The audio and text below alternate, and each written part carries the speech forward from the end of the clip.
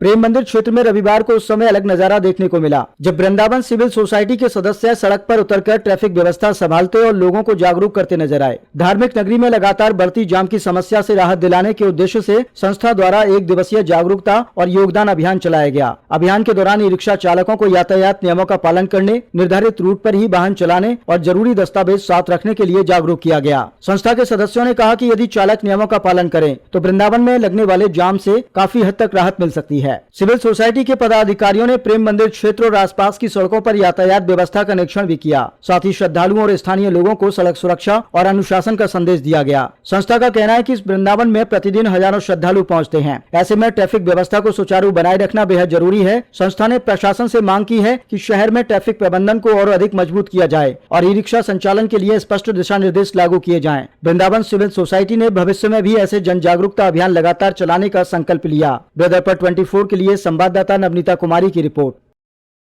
मेरा नाम तपेश पाठक है। मैं तीर्थ पुरोहित पंडा सभा से सदस्य हूँ। यहाँ वृंदावन में कार्यरत हूँ और हमारी जो पीढ़ियाँ हैं, पीढ़ियों दर पीढ़ी हमारा यहाँ पर यही कार्यक्रम चला रहा है।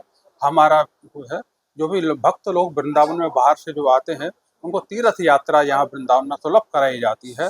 इसमें हम लोगों को ज़्यादा परेशानी हो रही है वो है बाइक वालों से। ये रिक्शा तो है ही, साथ ही बाइक वालों से परेशानी हो रही है। कुछ अनाधिकृत जो बाइक हैं जो बाहर से जो जिले से बाहर से जो आते हैं वो अभद्र रूप से यहाँ पर गाड़ियाँ चलाते हैं और बदतमीजी से हमारे साथ में बिहेव करते हैं और पब्लिक के साथ में बिहेव करते हैं। जो भी यात्री आते हैं उनके साथ में गलत संदेश जाता है। लोग बाग अवैध रूप से उनसे वसूली करते हैं। 200 रुपये रंगजी मंदिर से निधन का लेते हैं जो कि 100 मीटर का दूरी पर है, उससे लेते हैं। बाद में हमसे ही वसूली करते हैं। साथ में हमारा जो कार्य है मंदिरों को दर्शन कराना उसमें विलम्ब करते हैं। वो खुद हमसे लड़ने के बाद में खुद मंदिर के लिए जाते हैं और प्रशासन उनका कुछ नहीं कर पा रहा है। हमने अभी 3 दिन पहले ही हमने खबर आई थी मेरे पास में कि हमारे रंगनाथ मंदिर में बाइकर्स पकड़े गए हैं। तो ब्राह्मणों ने पकड़ लिए, सारे तीर्थ पुरोहितों ने। तो प्रशासन ने उनका सहयोग हमारे विरुद्ध किया, उनको छोड़ दिया। बोले हमारे पास में कोई ऐसा प्रूफ नहीं है जो हमारे उनके साथ में कोई कर सके। तो मैं शासन प्रशासन सभी से अनुरोध करता हूँ तीर्थ पुरोहितों का सम्मान करें, स्वागत करें और साथ ही बाइकर्स पे जितने भी हम पर थोड़ा नियंत्रण करें। अभी हमारे नहीं, मेरे द्वारा नहीं है, ये वृंदावन सिविल सोसाइटी के द्वारा एक अभियान चलाया जा रहा है। जो ट्रैफिक की जो व्यवस्था वृंदावन में बिगड़ी हुई है उसको कैसे सुधारा जाए, उसके लिए वृंदावन के जो नागरिक हैं और समाज सेवी है, सभी लोग इसमें जुड़े हुए हैं और सभी लोगों की एक ही इच्छा है कि भाई यहाँ की जो ट्रैफिक व्यवस्था है वो सुधारी जाए। इसके अंदर जो ई रिक्शा वालों के द्वारा क्या किया जा रहा है कि एक तो जो रेट लिस्ट के अनुसार पैसा नहीं लिया जा रहा है उसको सुधारने की कोशिश की जा रही है। जो ओवरलोड रिक्शे जो चल रहे हैं जिसके अंदर 4 सवारी होनी चाहिए उसकी जगह 8 सवारी 10 सवारी जो बिठाई जा रही है उस पर ध्यान दिया जा रहा है। जो रूट बांटे हुए हैं उस रूट पे नहीं चल रहे हैं। हमारा ये है कि जो रिक्शा जिस रूट के लिए है वो रिक्शा उसी रूट पे चले। हमारा किसी रिक्शे वाले से या किसी से हमारी कोई दुश्मनी नहीं है। हमारा लक्ष्य एक ही है कि भी आने वाले यात्रियों को भी सुविधा मिले और वृंदावन के जो नागरिक है उनको भी ट्रैफिक से जो है निजात मिले। इसके लिए भी प्रयास किए जा रहे हैं कि वो बाइकर जो है वो लोग जो है एक 3 सवारी बिठा के, और अभी आज कुछ पकड़े भी गए हैं जिसके अंदर एक बाइक वाला जो है 3 सवारी बिठा रहा है। 100 रुपए सवारी लिए जा रहा है और जहाँ पे मंदिर के आसपास में इस ढंग से जाम की स्थिति बना देते हैं उन पे भी लगाम लगाई जा रही है।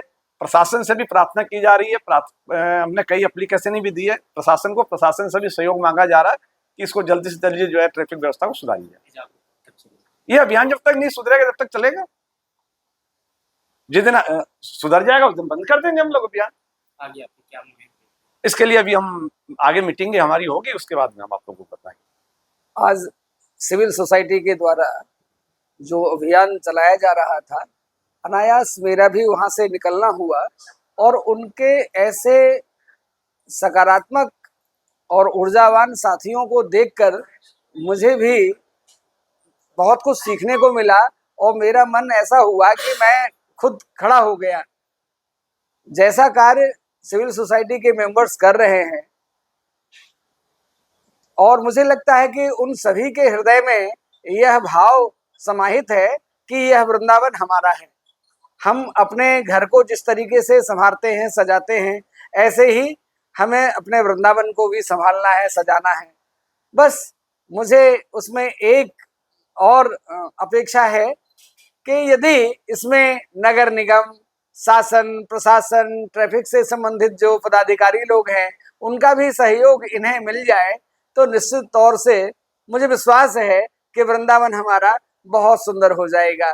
आज जो रिक्शों को लेकर के अथवा सामान्य जनमानस को जो भीड़ और ट्रैफिक की स्थितियां इतनी विकराल है, उसको लेकर के जो समस्याएं हैं निश्चित रूप से इसमें समाधान मिलेगा। हाँ, यही सब तो कारण है ना। देखिए, इसमें सिविल सोसाइटी के मेंबर्स जो हैं वो बहुत सारे काम नहीं कर सकते क्योंकि उनके हाथ में अधिकार नहीं है, इसलिए उसमें शासन, प्रशासन, नगर निगम इन सभी को सहयोग करना चाहिए।